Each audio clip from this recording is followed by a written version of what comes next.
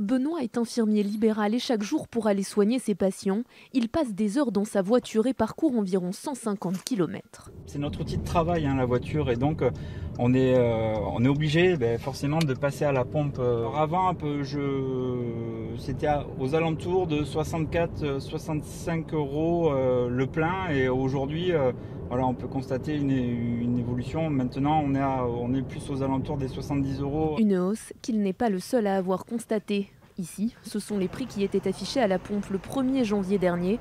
Là, se pratiquait 9 mois plus tard, un écart parfois de près de 40 centimes. Le problème, c'est l'augmentation assez considérable des taxes au 1er janvier, d'environ 10 centimes par litre sur le gasoil et 6 centimes par litre sur l'essence.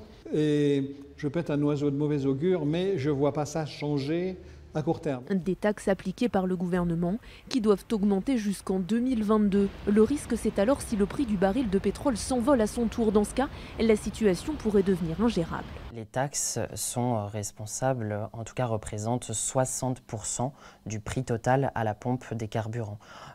Par exemple, quand vous payez votre samplon 95 1,55 €, il faut savoir que sans ces taxes, vous pourriez les payer 0,54 centimes le litre à la pompe. Il y aura donc un cocktail explosif qui risque d'être vraiment important pour les consommateurs. L'association a donc demandé au gouvernement de geler les augmentations de ces taxes, au moins pour l'année prochaine.